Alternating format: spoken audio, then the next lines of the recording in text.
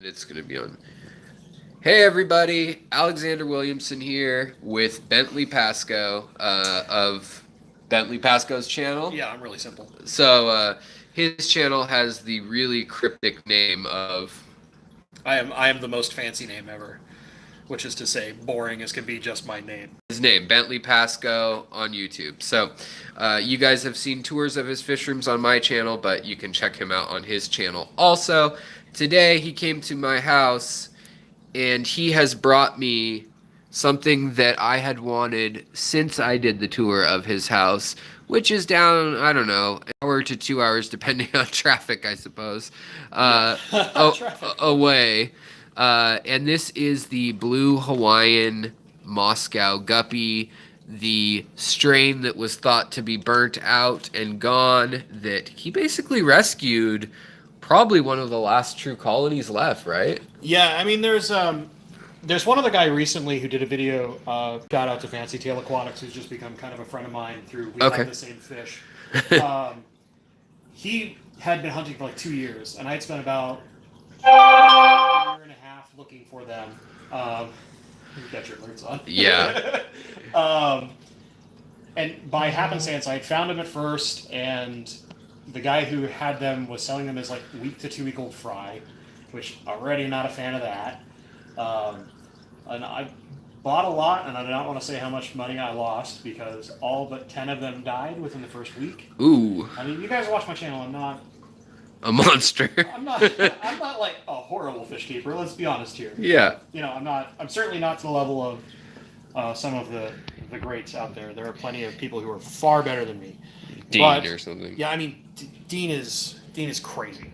Yeah. Dean is just crazy. He's on a different level. Yeah, we luck out that we live in an area with people like Joel, Dean, Corey. I mean, all sorts of people in this area. Awesome people out here. So.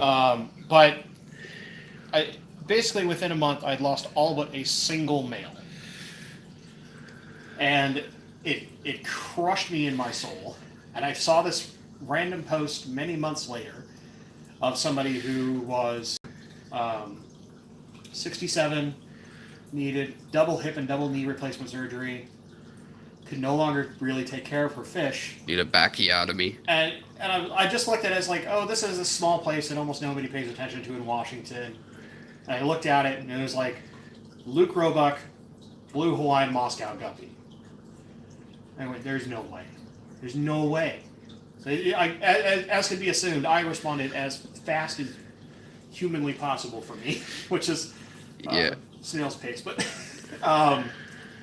and she got barraged by a lot of people because a lot of people were just trying to buy a giant colony of stuff cheap. Right. I had a 45-minute phone conversation with her, and before she had asked me any questions, I explained my story about trying to buy them before. I'd been looking for them for a while, why they mattered to me, and the reason for that is that when I was a kid, my mom used to collect Depression-era cobalt blue glass. Sure, yeah, the gas station where they give it away when you'd fill a certain amount of gallons and stuff like that. So, yeah. Like, she loved that stuff. And it used to be a thing where, like, you know, Christmas or birthday for my mom, I'd go to antique stores hunting for something new and unique looking in that glass. Well, these guppies fully cover that up. Are like the closest thing I can get in a guppy to that color. Sure. So it's kind of one of those things where, like, I love that color because it reminds me a lot of my childhood. And there's your stressed boy. Still looks pretty freaking good. Oh, yeah. I mean, you can see the iridescence and there's like a yellow behind it, which is in that Depression-era glass. That's that typical, that color. They put a little bit of...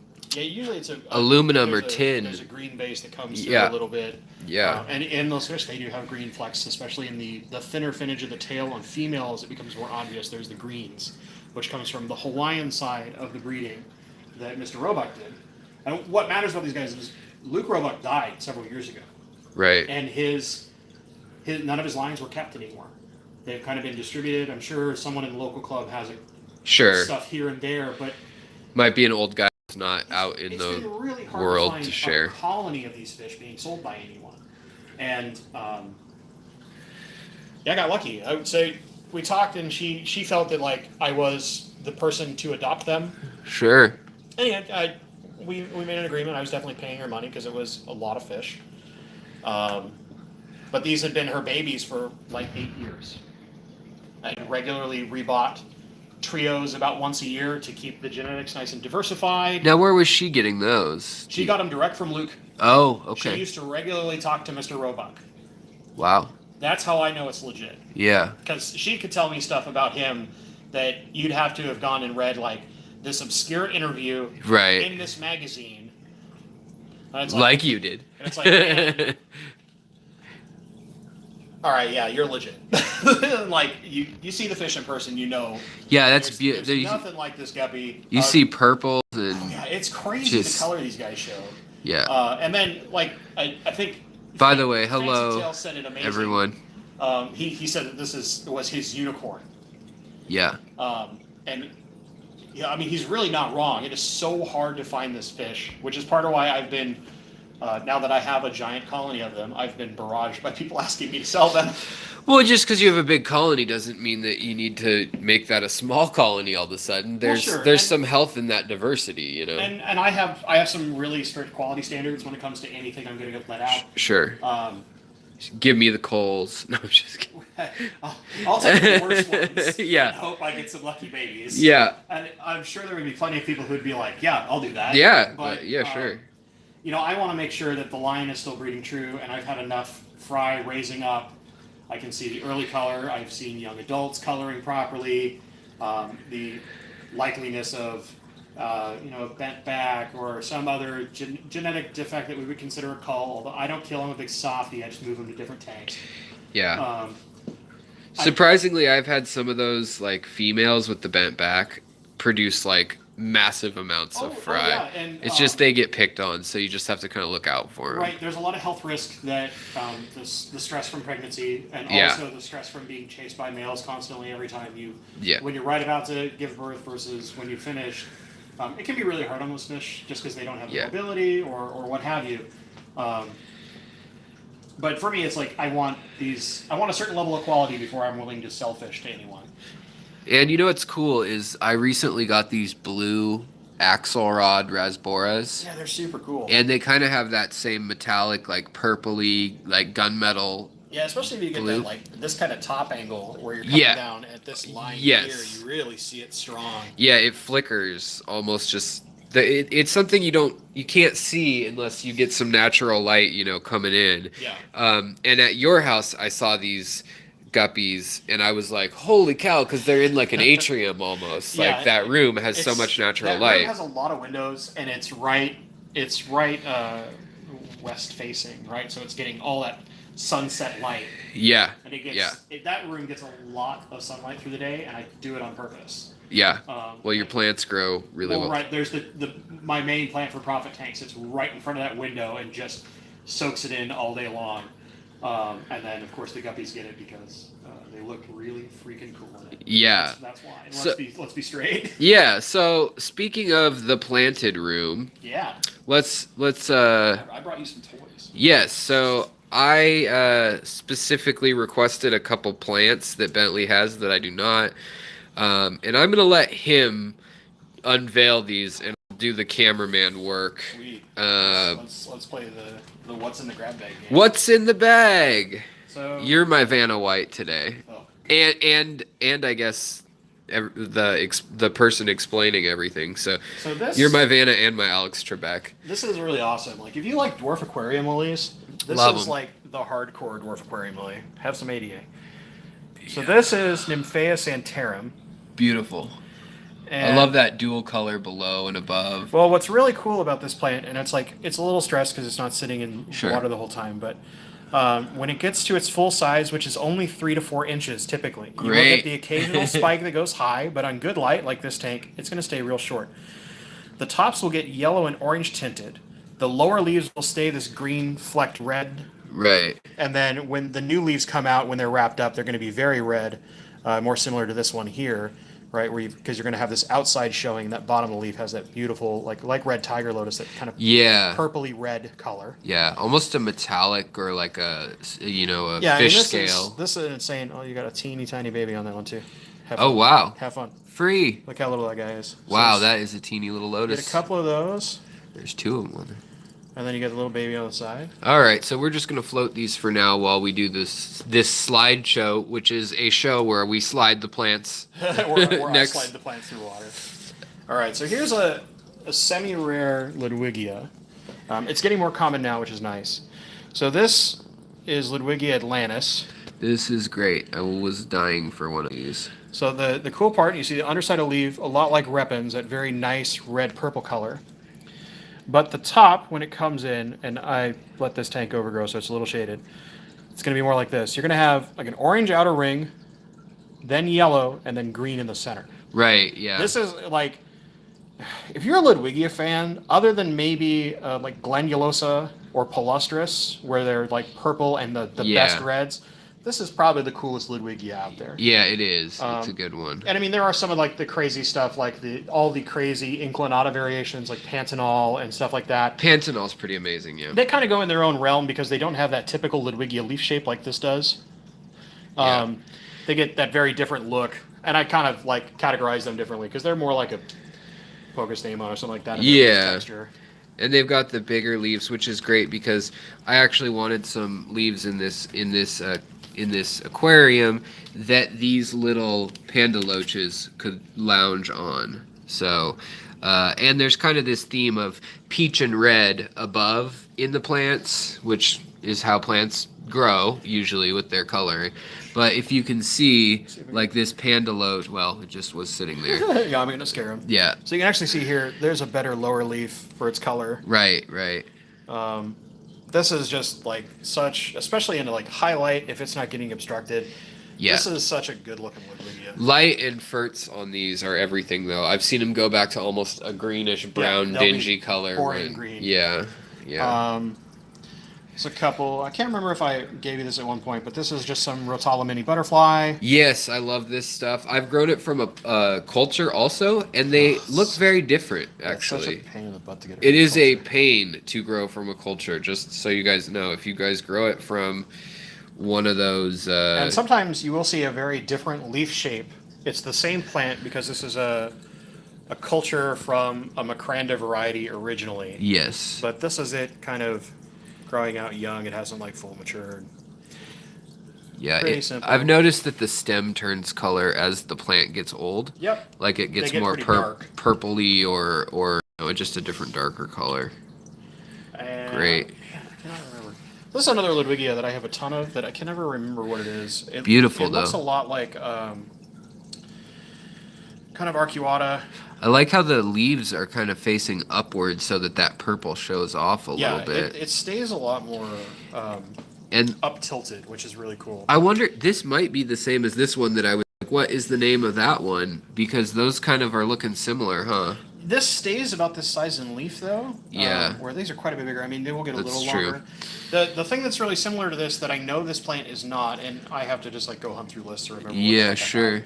Is the Brevepes, which is yes. A really like pain in the butt Ludwigia to get, but it looks a lot like, it's a Ludwigia that looks like Rotala Atra when it's fully grown out. Yeah. Where it's got those big, bright orange leaves. I have some of that downstairs. Such a cool plant. I've showed you guys that in the past on the channel if you were curious what that one was. That was the Rotala that... It's kind of a chameleon. It can look a lot of different ways. Hey, Betsy. Hey, Eleanor. Real things for you. Maple Street Aquatics. Woe Wine. Wet Sleeves. Ooh, a lot of people swimming in it. Friday Fish Facts. Jess. And everyone else. Oddball Aquatics. Welcome, everybody. Just here with Bentley Pascoe. And at my house, you're doing the same thing that like everybody else does because of Joel. What? Every once in a while, it mentally triggers in your head to call my name Pascal. Did I mess? It's cool. Pascoe? Yeah, it's Pascoe. Pascoe, not Pascal. What I love about it is that it has become effectively like almost an inside joke, because I very rarely ever say my last name just because to me it doesn't matter so much. Sure. But Joel said it the first time and was like, I know I've said it wrong. And I met him in person like maybe a week later. And he's like, I know I'm saying your last name wrong. And I was like, yeah. He's like, I'm going to say it like that anyway. Well, it's because it's because like, you know, the last name Roe, R-O-E. Right, and it ends with an O-E, like it's technically derived from Spanish. but it's spelled weird. Well, you look very Spaniard. Yeah, I have like fluorescent white. Yeah, me too. This is a pretty common plant, but just like a lot of times you don't see it in full color. Yeah. That's Ammonia Gracilis. That is a very nice plant also. And sometimes people overlook things like, for instance, I know you can't trade in all milfoil and things like that, but like look at that stem, it's red. But with milfoils, there are some you can keep and people just overlook them. Yeah. But there's some really delicate, interesting, like almost snowflake looking leaf patterns that people just ignore in the hobby. I had a 20 long with just a ton of Kambamba in it for a long time. Yeah, yeah. And it was great because it would hide like every endler fry known to man. Sure, And yeah. it looked like this just crazy jungle of plants. Yeah, you can get it purple, and at night it closes up into this like kind of cool looking it's tower. super sweet. Kabamba purple and red are really great This plants. is a favorite of yours that you talked about a lot. Yes. So this is Ludwig Ii Atlantis. Speaking of other cool Ludwigias. Yes, so look at this color. I mean, well, right now it's a little dehydrated Yeah, it's a little angry. or a little angry at us, but it'll color up in a day or two.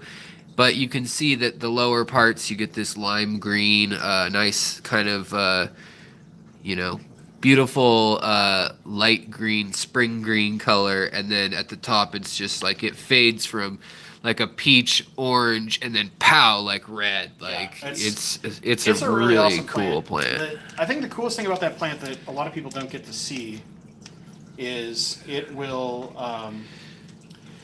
it opens and closes. So a lot like Kabamba can do, but this full opens and closes almost Here's like watching a flower in the Yes. day. Where if you have a ramp up and ramp down of sunrise, sunset in your light, where you're getting Yeah. all the natural light, you'll actually be able to watch that plant physically close all the way up Right. and open all the way up in the morning. It's freaking incredible to watch. It's almost like a marigold or something, the way these... Yeah, Yeah. very much, very much. Here's one right here that's a shoot that I have growing, but it's very teeny right now. But you can see even on a small root deep in the tank, you get that red effect. But as it gets closer to the light, it gets even more intense. So this is your challenge plant that I just included. Okay. So this is Syngonanthus belem. Okay. This plant is like in your expert quality plants. You still got it growing? All right. All right. You get some more then. So here's I'll give you some secrets on any Syngonanthus species if for you guys that love plants out there. Soft water. Yeah. If you don't have soft water, you're not buffering it down somehow, you're not using RO. If you live in a place where you're on well water or something that's like 400 TDS, you'll never be able to keep these plants. Any of the Syngonanthus species, they're all very soft water. Low TDS. Very low TDS. Like we're lucky, our water's like 28 TDS out of the tap. It's like rainwater. It's just, practically RO. Yeah. But that's a like good light, little CO2 to a lot of CO2, depending on how you want to keep it. Yeah, it'll get... And very soft water. I was going to say I have actually another variety, or a similar, I don't know if it's a different strain of it, because I honestly couldn't remember the name. But you can see here, this is a tighter, like when I had the CO2 cranked in a other tank downstairs, whereas it gets a little leggier, which is better for fry and stuff for sure. But to me, these always look like Dr. Seuss plants. Oh yeah. Like They're when you really see cool. them growing on their own in like a 1 or 2 foot deep tank, like where they're just kind of in the center. I mean, you would think that they're out of a Dr. Seuss book. Yeah, Like- and I think that's part of the appeal of those plants is that they have a very unique, kind of weeping willow leaf shape. yeah. They're something that you can't like ignore in a tank because they look so unique compared to most other aquatic plants. Just look how beautiful these red stems are. They look like they're like candy, you know. I love them. Like cinnamon red hot stems. I know it's not coming across on this live stream, but that's what they look like, folks. And then this is a very, very tiny version. Ooh. But here's your other like rare plant. So you get to go on the other side. You get that nice purple under. Yep. So is this Limnophilia aromatica mini or something? No, way more expensive. What is this one? This is Pogastamon Kimberly.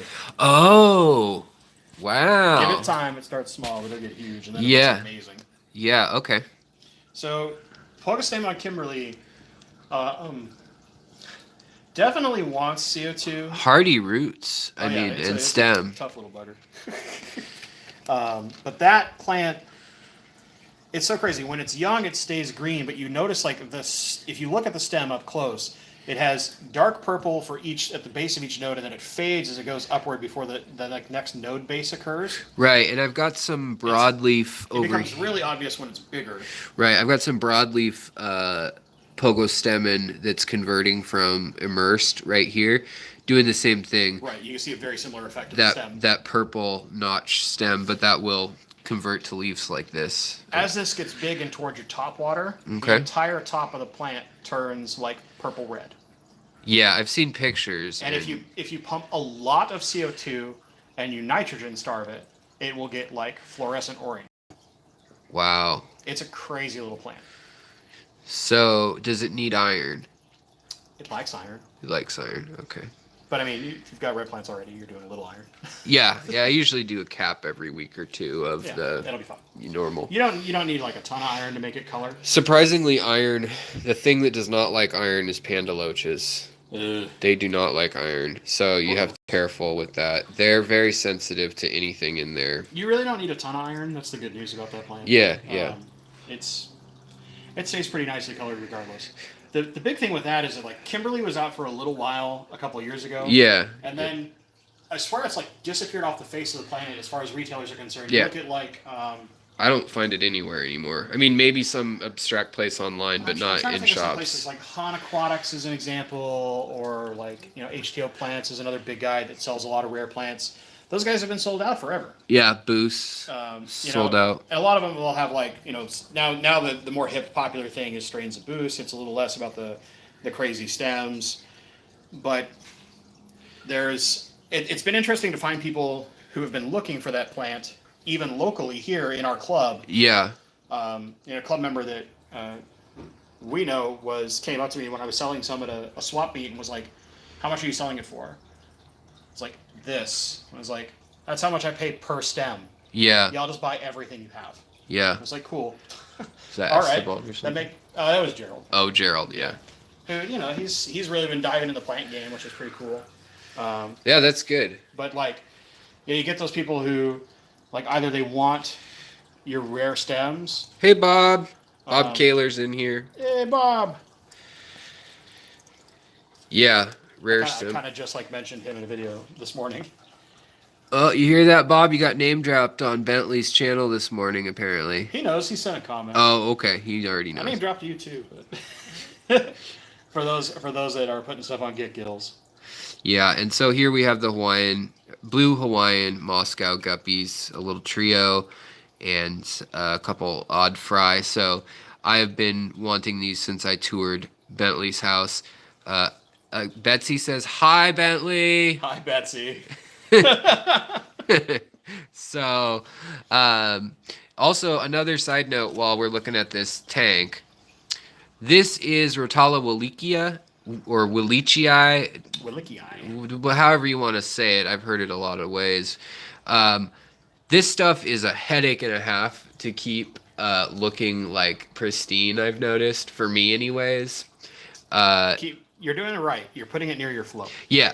So the biggest thing is to put it near flow. The problem is once it settles in, it grows really fast, and then it will do this like big flop over thing if it has the room to do so, and it'll grow like out of control. Yeah, and so for me, when I got it, it was immersed, and so it was all beautifully purple, right? So I made it through the transfer. This is all immersed now. It's looking right. It's looking good. And what I love about this tank is my hands are in here so much, which isn't a good idea, people. Honestly, you should keep your hands out of your tanks as much as possible, just because you have lotion, you have things you touch, and bacteria. In theory, it's not the best idea to have your hands in your tank all the time.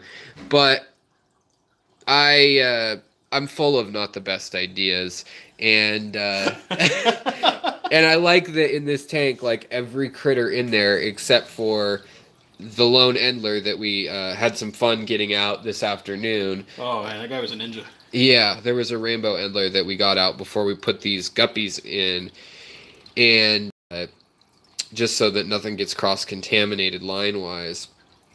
and he would just hide and hide. And finally, I put a net that covered like half the tank over here, scared him out, and he came back. He went straight into the net. Went straight into the net, and I was like, where the hell did he go? And I'm looking under the rocks and stuff, and he's already trapped in the net, trying to swim farther into the net. Yeah. So...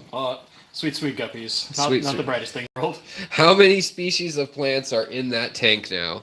That's a great question. 60 probably? I'm not counting. I mean, honestly, like, if you count all the weird little oddballs, like Sedacan, Homelina, Sedacan South, and... the funny thing is, I know that part of that has to be wrong. Because it's so weird that it's impossible to remember. Yeah, it's something along those lines. But that's there. And then you've got probably 7 or 8 types of booths growing around the tank. There's some narrowleaf, blackleaf. There's more of the... but, I mean, you've got everything from saffron... Saffron red bacopa? Saffron red bacopa to pretty much every Rotala that there is. Like, there's just a random strain of it somewhere in there. Oh, sir, you have not yet begun the Rotala. And then they've got Limnophilia aromatica, but not the mini. And then just all sorts of, stargrass, blixa. These are the Japanese one that sends the little flower out. Ireo. Vietnam? Probably Vietnam. Yeah. That's the most common. I think it's Ireo Vietnam. So yeah, there's and then there's the red tiger crips, which sounds like a gang. The red tiger crips represent, and that's cryptocorine. As our friend George Farmer pronounced it, cryptocorine. Yes, cryptocorine. Well, they also say aluminium. George Farmer, I'm coming for you. If you hear this, George, I'm sorry. I didn't mean that. I love you, George. I love you. We still would love to be in your world in any way. Oh, yeah, George is great. I love his streams. Him and Yuri, those are like 2 aquascapers that I love to watch when I can. Michael Finley, too. James Finley? Or James Finley, yeah. Sorry. That guy is like how I got back into the hobby. But we talked about that when you were in my place. Yes, refer to the last interview with Bentley at his house. This is the one at my house. Now, we're not going to go show all my tanks because you guys have seen all my tanks, but I just wanted to do a quick live stream because he was here. I didn't want to edit anything or load anything and go to a crazy amount of trouble. I just figured this would be a treat for those of you who are watching. Totally. Do you guys have any questions for Bentley while I got him right here? Other than probably like, when will you sell me? Yeah, other than where are more of those? Thank you, Betsy, for saying smash the like button. If you actually look, like if you get him from an angle here, he's almost colored all the way back up again. Oh yeah, he's relaxed. Watch him when he comes back over. So check out that blue, you guys. This is like just the coolest blue in a guppy I've ever seen in my life. And not to mention that blue. What's in the bag? This is a blue Hawaiian Moscow guppy. That's the one. And what's the name of the guys whose strain? Sadly, we are not going to the aquatic experience. Yeah, I'm too poor. I got hit by lightning a while back and was poor anyways. A lot of all my, it may look like I've got stuff because of these tanks, but it's all been trading, and the Fish Club is a great resource. I mean, I've gotten... Always join your local fish club. Yeah, your local fish club. Always. I've gotten things that are, $300 tank or something for like $10 at the end of the night because nobody else wants to lug it home. Yeah, and you sold stuff, so it actually cost you $0. Yeah, right. And you sell 7 things or whatever that you bring in, like plants, which are a renewable resource, and from there you can trade. And so we do have a pretty good fish club here in Seattle. It's not quite like Maasai or Massey. But we're up there. We're one of the better ones in the country. Yeah. I mean, Massey's probably the best. Yeah, like maybe that's just insane. Maybe Michigan has a pretty good one. Michigan's real strong. Like Michigan and Massey are kind of the 2 big boys, and then I would say Seattle's probably number 3. Yeah, it seems fair. GSAS is really good. Southern California too has. Yeah, they got too many that are too spread. That's true. They're because of the way California is laid out. Like you've got the Bay Area with San Francisco, like Northern California. You're kind of all split into these several very healthy, very great clubs. Yeah. And like honestly, one thing I wish if I could do, I would love to just tour aquarium societies. Yeah. Because that would be super fun. And not like I want to be a speaker or anything. No, I just want to go hang out. Like, I don't need to talk. I just want to hang out with other fish nerds. Yeah, me too. And the other thing is, I know a lot, both Bentley and we know a lot of people in the YouTube community / just fish community just from being online. And so we both definitely share the sentiment of wanting to go just to like meet some of the people that we've been watching their videos. Totally. And, you know, we use their products if they're, you know, vendors and things like that. Lucas Bretz, I did the art for some of the stuff he'll be like his shirts and stuff. So I have to intersect on that yeah. because all of the stuff from Aquascaping. Did you notice the only thing that got mentioned when they would say Lucas is like everyone university was like, look how amazing that art is. And I saw that in, I swear, like 3 different videos where whoever was videoing was like, look at this awesome art of Lucas. So and I was kind of giggling to myself. I was like, I know who made that art. Yeah. So, and the ironic part is I have no art anywhere, no logo on my channel. Yeah. But I do have one in the works. I've made logos for about 8 other channels since being online. But I've kind of, things have had to slow down recently, but I'm going to get back in the game, get back into graphic designing and illustration. I want to, maybe for next year's aquatic experience, actually, it'd be good, since I am a painter and an artist, would be to do some botanical style illustrations of plants and fish and things like that. Yeah, and also maybe like a steampunk version where like, oh, that's really sweet, Peter L. 2 of my favorite YouTubers together. Wow. Oh man, sweet. Peter, yeah. Thank you. Thanks, Peter. I'm gonna take that a side note. Since we're not going to aquatic experience, you can come to our houses for. You can come to my house. No, well maybe, but next year I'm gonna pimp a convention that is even rarer. Yeah. Because it's only every other year. There we go. That's the AGA. So that's the Aquatic Gardeners Association. If you like plants, this is the convention. Yeah. This is the biggest plant-oriented convention in the world. Totally. Period. There'll be people from Germany, Czech Republic. Crystal Castleman is coming in. Vin Cuddy is coming in. Karen Randall. Kara Wade, Karen Randall. I know that despite he's not known necessarily for plants, Gary Lang's going to be there. Chris Lukup. It sounds like he's going to be making it. The Shrimp King himself, an awesome rock machine. Yeah. That guy. If you like 90s metal. I get such a hoot out of that guy. He is so great. But if you like plants, that's the place to be. It is going to be here in the Seattle area in May, first weekend of May. So it's like May 2nd, 3rd, 4th, I think. Yeah. And we should have more booths than ever, hopefully, this year. And a ton of people are going. Like, I know Corey from Aquarium Co-op is going to be there. Yeah. He's actually doing a lot of sponsorship for that, which is really awesome. Yeah, I'm sure Joel will be there. Joel will drag it if I have to. Yeah. I'll be there. Yes, Bentley. You'll be there. I'll be there. Randy Reed from Aquarius Podcast will be there.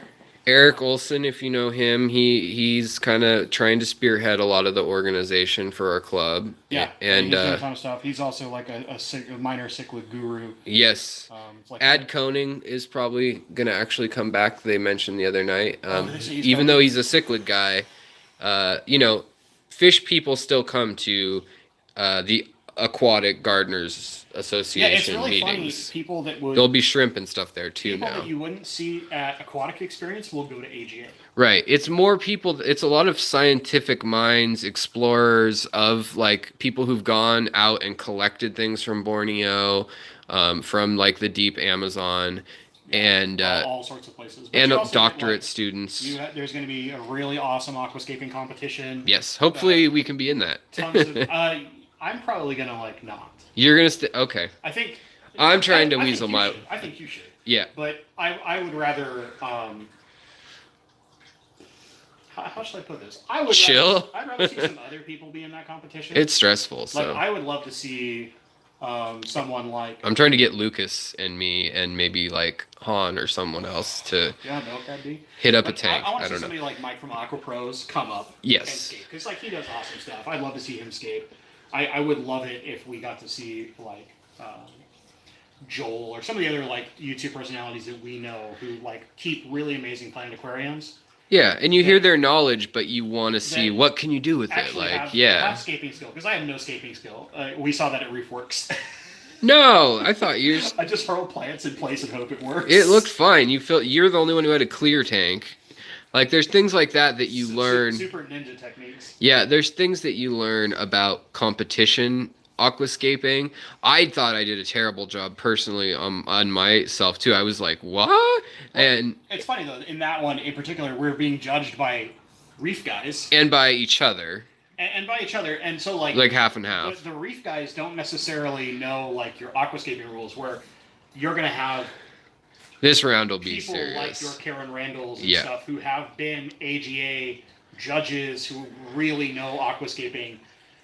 Steve Waldron will be there. The mono level are going to be there, and they're going to be your judge panel. So you can, if you're going and you really want to get in the aquascaping competition to see, just like really test yourself, do it. Yeah. Do it. Yeah. Because it's going to be so worth it. And I think, there's talk about doing maybe even like a kids, like couple tanks of just like I think youth they're gonna have a junior division. Yeah, so lots of Steve's Aquatics, big hello, Modern Hunter Gatherer, awesome stream, you guys. Thanks, guys. I appreciate that. We both do. We just wanted to kind of pop on here, say happy weekend, and show off some plants that I was getting hooked up. That Bentley drove up through the madness that is the Puget Sound.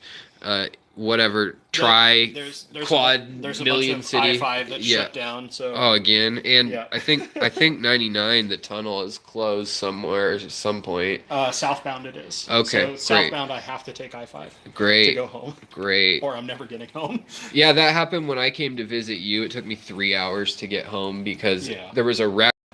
You guys don't care, but Seattle's just poorly laid out, and because of we've grown too fast. We've grown too fast, and it's like you either fall into the water or hit a mountain. So, you can only go certain ways to get there's from city to city. Little strap of concrete floating in midair. Yeah. Safe. So, thank you so much, you guys. Bentley Pascoe, not Pascal. You can call me Pascal. It's fine. Pascal. I'm gonna call you Pascal. Pascal.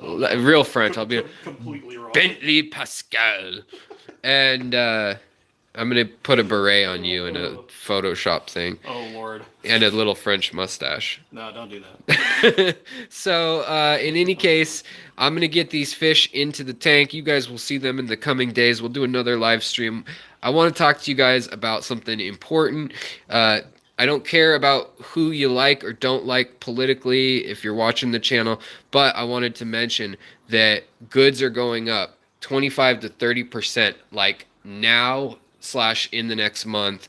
I've heard 2 store owners say that they've been at the port of Seattle and they have been told both by the people in China that send the supplies and the people at the port, the longshoremen, that all goods are going up 25 to even 35%, and that's things like aquariums, hardscape, rocks, things that you think Dragonstone just comes from Japan. Well, a lot of it comes from Japan and then goes to China and then gets shipped out from there in mass, or honestly, is from there. 95% of the Seryu and Oko, so your Dragonstone and Seryu stone, they all come from China. Yeah. So if you love using those as hardscape materials and you don't have a bunch stockpiled somewhere, pick it up.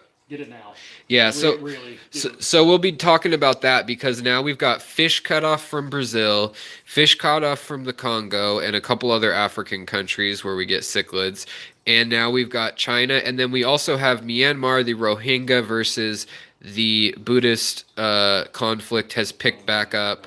And also in parts of Sulawesi, they just had a giant tsunami. Killed probably tens of thousands of people. They still don't know. At least I think 6,000 is the last official body count. And then also that's where a lot of shrimp, a lot of farms of these beautiful nano species and plants and things are. And so I'm going to do a stream about that, but there's a lot of things globally that will affect things. So if there's something you want, now is a good time to check it out. Check out Bentley's page. He has stuff from time to time. I will too on getgills.com. we are both setting up some vendor site type things there. Check that out. That's Dan's Aquatics. Is that Dan? Dan's Fish. Dan's Fish. He put that together. Put that together, and I'll be working with him talking about that. And Eleanor says, I'm glad I'm in the UK. Yeah, can I come over there? I got some dental work I need. You're totally safe. Yeah, you're totally safe. Like You don't have to worry Germany about and the Czech Republic will probably be where we'll have to order from, honestly.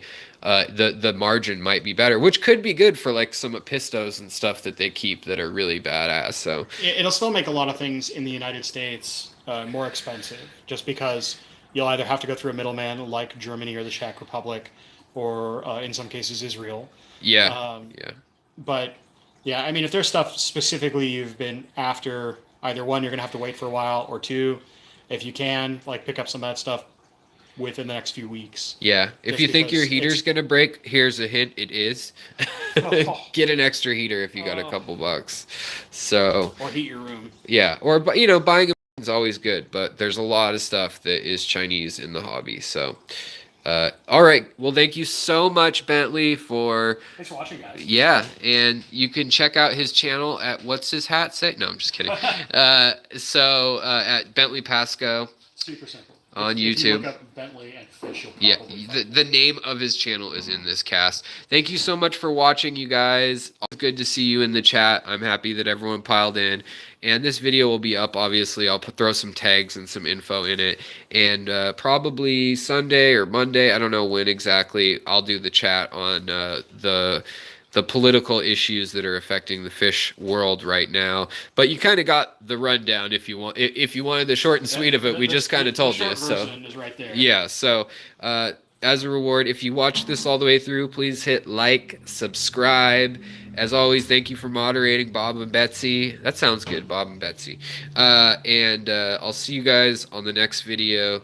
Take care. Peace. Stay awesome. Stay awesome. All right. Bye, guys.